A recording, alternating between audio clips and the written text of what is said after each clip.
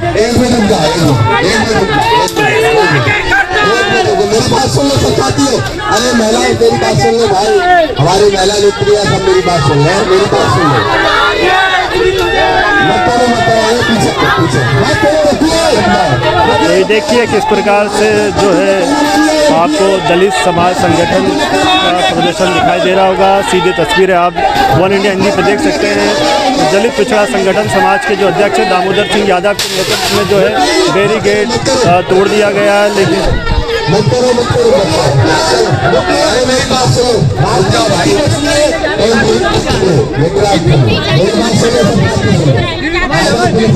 अधिकारी को ऐसा है, सुनिए मान लो इधर आ जाओ, इधर आ जाओ, इधर सब इधर आपका कोई नहीं करना। लोग हैं कि नहीं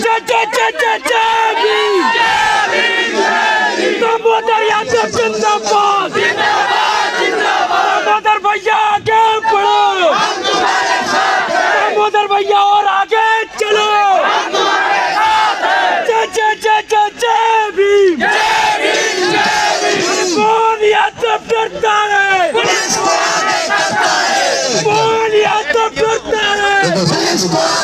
राष्ट्रीय अध्यक्ष दामोदर यादव ने अपनी हुंकार रैली निकाली संविधान बचाओ यात्रा को लेकर पुलिस के बैरिकेड से, लेकिन उन्होंने इस मर्यादा का विशेष ख्याल रखा क्योंकि वो संविधान को मानते हैं। पुलिस की सुरक्षा व्यवस्था थी, पुलिस के बैरिकेड टूट गए, लेकिन उन्होंने आगे नहीं बढ़ा क्योंकि उनका मानना है कि हम संविधान के मानने वाले लोग हैं, इसलिए अपनी मर्यादाओं में आज संविधान की कॉपी मुख्यमंत्री मोहन यादव को सौंपने के लिए जा रहे थे। इस बीच बैरिकेड भी टूटे, लेकिन संविधान की मर्यादा के चलते उन्होंने अपने तमाम कार्यकर्ताओं को वहीं पर रोक लिया। और आपकी संविधान बचाओ रैली को लेकर, संविधान की ज्ञापन देने को लेकर के मुख्यमंत्री मोहन यादव ने इतना हल्के में क्यों ले लिया आपको? क्योंकि मोहन यादव जिस विचारधारा की पार्टी में काम करते हैं वो मनुवादी विचारधारा है।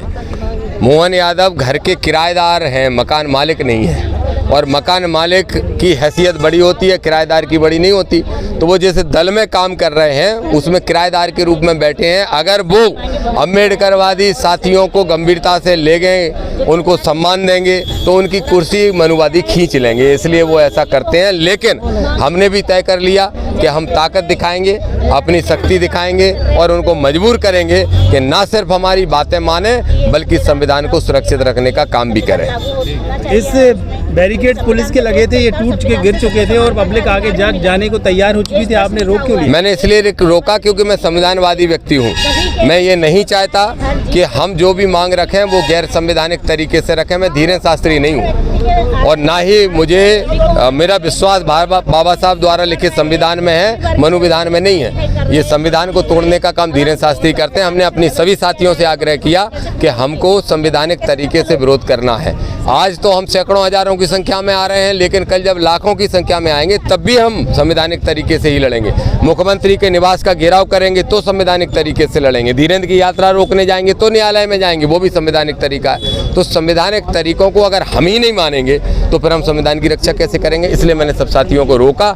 हमारे साथियों में नाराजगी थी, जिस तरीके से गंभीरता से ना लेते हुए सरकार ने हल्के में इस आंदोलन को लिया और हमारे साथियों ने इसलिए क्रोधित हुए। मैं उनको भी समझा रहा हूँ कि वो भी संविधानवादी तरीके से आंदोलन करें। सबसे बड़ी मांग क्या थी? देखिए, सबसे बड़ी मांग, सारी मांगें बहुत महत्वपूर्ण हैं, सब बहुत अहम है। SC, ST, OBC के लोगों को आरक्षण के नाम पे छला जा रहा है। सिविल जज की परीक्षाओं में उनकी भर्ती नहीं की गई थी, फिर हम लोगों ने आंदोलन किया, बाद में भर्ती हुई। इसके साथ साथ सबसे गहरा मुद्दा जो है, गंभीर विषय जो है, वो ये है कि धीरेन्द्र शास्त्री और उनकी जमात अंधविश्वास, पाखंड, आडंबर को फैलाने का काम कर रहे हैं, सांप्रदायिकता फैलाने का काम कर रहे हैं और जातिवाद को बढ़ावा देने का काम कर रहे हैं। इसलिए उन पर लगाम मध्य प्रदेश की सरकार लगाए, नहीं तो फिर हम धीरेन्द्र शास्त्री को भी घेरने का काम करेंगे। देखिए, हम लोग संवैधानिक लोग हैं, संविधान का पालन करते हैं और संविधान के दायरे में रह के सारे काम करते हैं। दूसरी मांग प्रशासन का काम था, प्रशासन ने रोका। हमारा काम है ज्ञापन देना। हमने ज्ञापन दामोदर सिंह यादव जी ने ज्ञापन अभी सौंप रहे, अभी सौंपा नहीं है, सौंपने जा रहे हैं। लेकिन हाँ, एक समझ में आना चाहिए कि जब प्रशासन को सूचना थी पहले से ही कि हम एक संविधान की किताब भेंट करने जाएंगे आदरणीय मुख्यमंत्री जी को, मोहन यादव जी को, तो वहाँ पे प्रशासन ने किसी आला अधिकारी को भेजना चाहिए था ताकि उसके माध्यम से मुख्यमंत्री जी को ज्ञापन देना चाहिए था। कोई भी जिम्मेदार अधिकारी नहीं है, एक टीआई को भेजा है, शायद एसीपी साहब भी आज आए नहीं है, तो कहीं ना कहीं प्रशासन की ये चूक है। और हम उन्हें पता है कि हम लोग संविधानवादी लोग हैं, संविधान के दायरे में रहते हुए काम करते हैं, तो गैर कानून कामों को ज़्यादा ध्यान नहीं देते।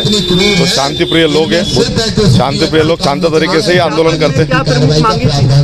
प्रमुख मांगे है कि जो मध्य प्रदेश में जो आतंकवादी घटनाएं हो रही है अभी, उस घटनाओं के खिलाफ और जो घटनाएं हुई है उनके खिलाफ जो एनएसए की कार्रवाई होना चाहिए, अभी तक नहीं हो पाई। फिर कहीं ग्वालियर में हाईकोर्ट की जो बाबा साहब की मूर्ति लगना चाहिए थी, वो मूर्ति नहीं लग पाई। उसके बाद में भी जो कई दलितों पर अत्याचार हुए, उसके बाद में जो सिस्टम है कि अभी तो कोर्ट ने एक जो भर्तियाँ और सिविल जजों की भर्तियाँ हुई, उसके लिए तो कोर्ट को धन्यवाद देना चाहेंगे। जब कोर्ट ने उसमें संज्ञान लिया है तो उसका बहुत बहुत दलित पिछड़ा समाज संगठन कोर्ट का धन्यवाद देना चाहता है। और साथ में जो अभी जो ज्ञापन की जो प्रक्रिया थी कि जो संविधान से हमारा मध्य प्रदेश और देश चलना चाहिए, कहीं ना कहीं ऐसा लगता है कि जो आतंकवादी घटनाएं हो रही है और जिस प्रकार से बाबाओं का यहाँ पे दौर चल रहा है, जो बाबा यहाँ पे आडंबर और पाखंडवाद फैलाने का काम कर रहे हैं, उसको कहीं ना कहीं मध्य प्रदेश सरकार अपना संरक्षण दे रही है। और सत्ता के संरक्षण में ये बाबा जो है हर प्रकार की बातें कर रहे हैं, चाहे वो रामभद्राचार्य जी हो, अनिरुद्धाचार्य हो, धीरेन्द्र शास्त्री हो, या फिर अन्य कोई भी लोग हो, या फिर वो ग्वालियर के एक पागल है एडवोकेट जो बाबा साहब का और नाम मिटाने की बात कर रहे हैं। अभी तक तो वो जेल में होना चाहिए थे, लेकिन इससे साबित होता है वो जेल में नहीं बाहर घूम रहे। साबित होता है कि कहीं ना कहीं सत्ता का संरक्षण प्राप्त है। इसी के खिलाफ हमारा, मैं अमित बंसोड़, दलित पिछड़ा समाज से प्रमुख महासचिव, प्रदेश महासचिव।